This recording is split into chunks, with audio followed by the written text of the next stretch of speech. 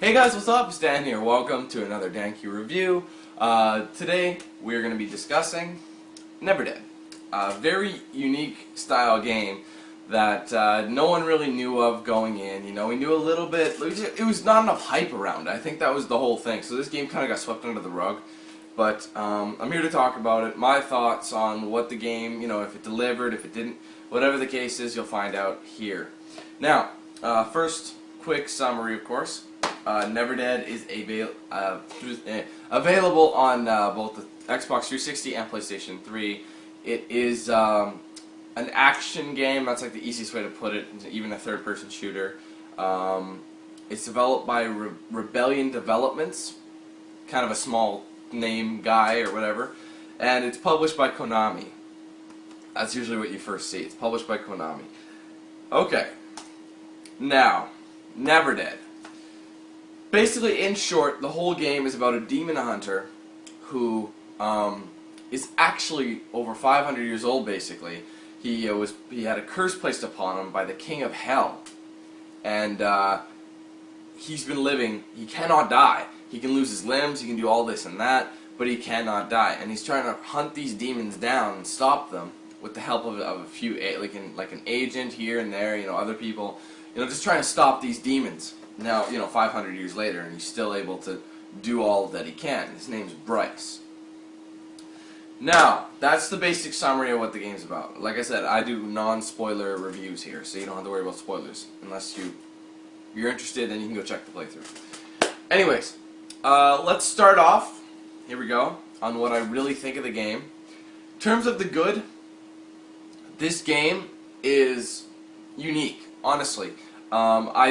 There aren't too many games like with this. I mean, I heard people compare it to, God, I can't remember the name of the game, but it's very similar. It has a similar aspect, but it's not at the same time. Like, the idea is new. And I thought that the idea was what captured me to do this game. Because I'm like, wow, that sounds really cool. The ability to lose your limbs and still get back in the fight. Now, I'd like to point out that that doesn't mean you can't have a game over. I mean, there is the thing, like when you go down to just your head, it's just your head and you're rolling around on the floor. You have to make it back to your body or regenerate, or you'll have these things called grandbabies, and they'll pretty much eat you, and you'll have like a bit of a quick time event where there'll be a bar across the bottom, and you have to line it up right as it's going by. You hit A or X or whatever console you're playing on, and you'll line it up perfectly. And if you get it, you'll get out. But if you don't, you'll be stuck in its digestive system forever. It's really funny. But in terms of the idea is there. It's not a bad idea. Sure, why not? And that brings me to the other thing. This game is hilarious. I thought it was really funny. Like I don't know if it was intentionally funny. Like I don't mean the characters don't make jokes. Their jokes are kind of dumb. Okay, I mean that has nothing to do with it. But just the whole aspect. Like 1 minute you're perfectly fine, and then you're hopping along on one leg, or you lose your head. Your head's rolling around, and you're just trying to find your body. It's just all funny. The whole thing is just kind of really comical, and it made me laugh quite often throughout the playthrough. So I was like, wow, that's funny. I mean, I'm pretty sure they meant it to be funny in that nature, you know, kind of a comedic element to kind of take away from the quote-unquote seriousness of the game, but definitely something that you know, tickles your funny bone for sure. Also, another thing I really loved about this game was its soundtrack.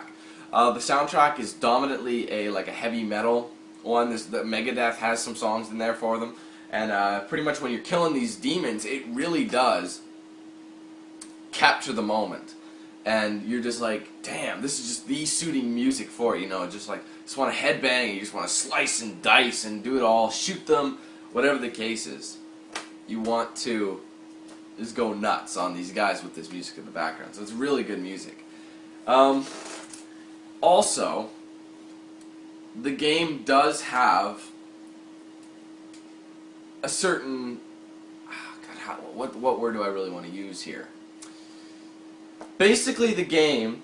damn, I really can't think of how to word this. That's kind of sad, isn't it? But...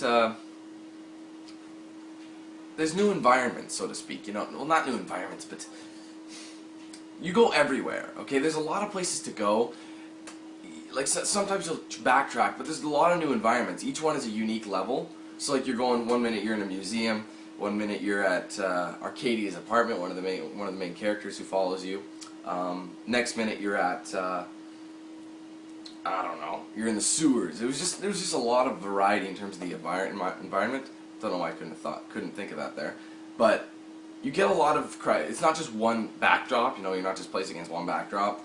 It is up there, so it is good. Now that's what I have to say about the good. People don't get too worried. Let's go on to the bad. Okay. First thing I didn't like about this game when I first started it was the controls. They're very clunky. Like, I mean, they just feel kind of sketchy. You know, you're like, I mean, they're not bad. I mean, you do get used to them.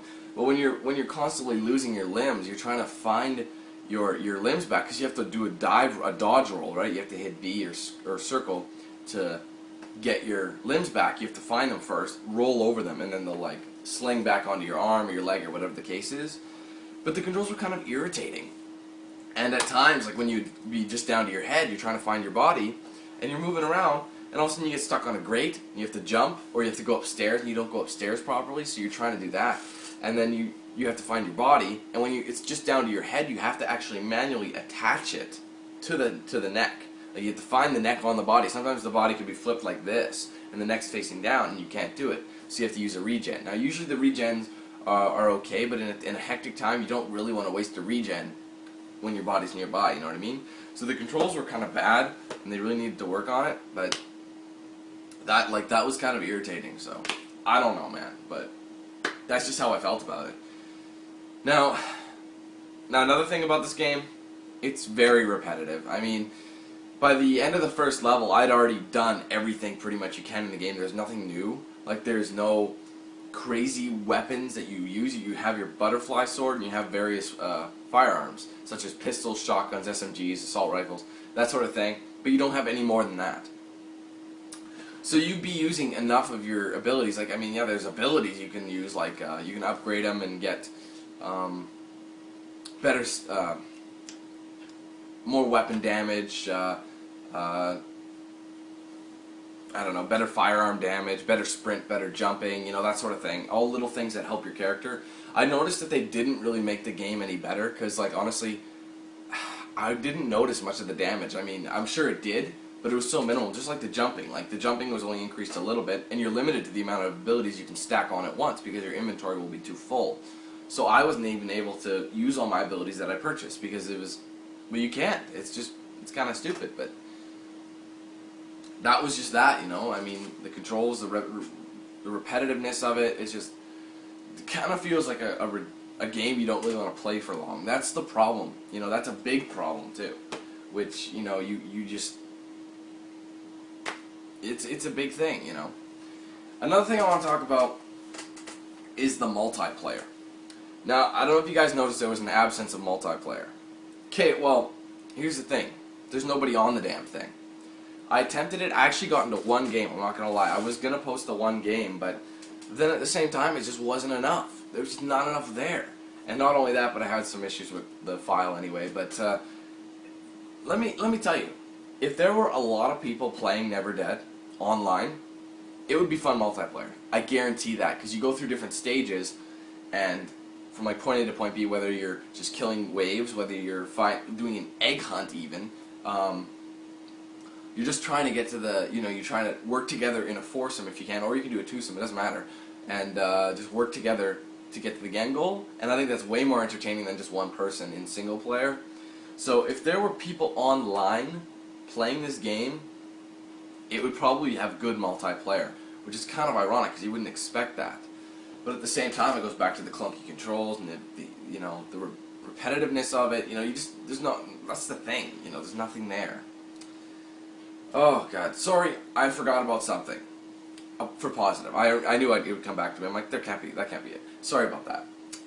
Another positive I want to say: this game is actually surprisingly a good length. It is solid length. I call it solid length. It's probably about an 8-hour campaign, which is pretty good for most games. I mean, if this game was 5 hours, good day to you, sir. But it was like I think about 8 hours to beat it for me. But so you can't complain about length. Like, you could beat this game. I beat it in one sitting because I wanted to get a bunch of things done.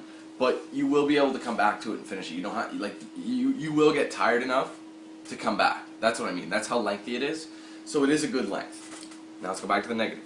Okay, so we have the bad controls, the repetitiveness of it, the multiplayer with nobody on it, which is really bad. So, like, it's the game. That's the thing, because you have the presentation of the single player, and if the single player is not good, nobody's going to be playing the multiplayer either.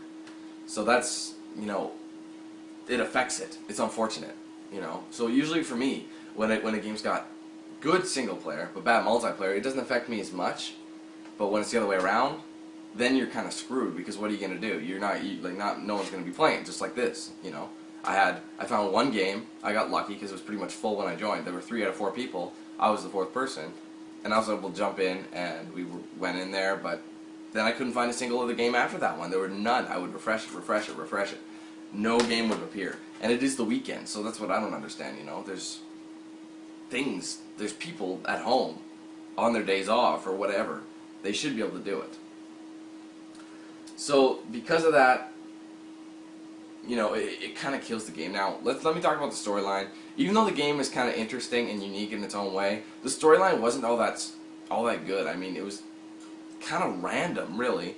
It needed improvement, to be honest with you, because like I said, this is the type of game where if you're not sure you want to get it, you know, you want a good gripping storyline, this isn't it, okay? If you want just mindless shooting and whatever, then this is your game. Which brings me back to another positive. I'm sorry, I completely forgot my positives in and out of order. Another thing I really loved about this game was the amount of carnage and destruction in it. Like, everything is breakable. Ironically, one of the best ways to get rid of demons is break, like, something above their head. So, like, for example, you shoot like a pillar with like a platform on top. Shoot the pillar with the platform falls right on their head and kills them. Like, everything breaks. Like, everything is just destructible, which is really cool. So I love the carnage and destruction of the environments. That's my thing. Anyway, back to the negatives. Sorry, I'm kind of jumping up and down here. It's not very organized, but that's okay. We're getting it done. So anyway, because of the storyline, it doesn't really grip you. You do feel like, oh, I don't really want to play this right now. That's kind of how I felt as I was playing the game. Like, is this game done yet? Is it done yet? Because it dragged on, right? Because of this, the storyline wasn't all that gripping. It was just like, whatever. So, you know, that made me not want to do it. Then, once I did get to the final boss fight and I did beat the game, the ending was a big disappointment too. It just ended. It was one of those ones where you're like, why would you end the game like that? It's so retarded. So, those are my points about this game. Those are the things I liked and didn't like. Unfortunately, the things that I didn't like hurt the game's score quite a bit, because the things that I like were kind of small comparatively. So, unfortunately, I gotta rate this game. I gotta give it my honest thoughts. NeverDead. Very interesting game, interesting premise, poor execution, I think. However, it is not bad. I don't want to say this game is bad, because it's not. It is kind of fun. I had fun time with it. So, I gotta say it's an average game. You probably won't find anything. You will find a lot better games out there, but like I said, there's a lot of games that are just thrown into the air, you know, quickly made, not a whole lot of effort put into them. This is one of those average games, not really meant to hit the block, you know, they're not meant to be big blockbuster games, they're just meant to be there. So that being said, I'm giving NeverDead a 5.5 out of 10. Not the best score, not a bad score, that's an average score. Now, it is one of the, you know, lowest I've given the game, because most of the games I've covered have all been like 7s and up. They've all been 7s and up. This first game, it's been below that, and that's just because of the games I've covered. I usually cover the blockbusters, but now that I'm branching out this year, I'm covering a lot more. NeverDead, unfortunately, kind of a letdown, because it looked like a lot of fun. If you're worried whether or not to buy it, like, oh god, I have this much money, I don't know if I want to get this game or wait till this game comes out, give this one a pass. Honestly, it isn't all that, unless you have like just some money, you just don't want to know what to do, you want a quick amount of fun, maybe go get it. But even then, like I said, the repetitiveness of it, the lack of a good storyline, kind of kills it. So, while it is fun with all the destruction that you can do, the comedic aspect of it, the unique idea, it just doesn't execute it properly. So I'm giving NeverDead a 5.5. Kind of unfortunate, because I was expecting something more out of this game. But what do you do? So that's it for my review of NeverDead. 5.5 out of 10. Let me know what you guys think. I always love hearing your thoughts. So thanks everybody for watching this review, and I'll see you guys next time.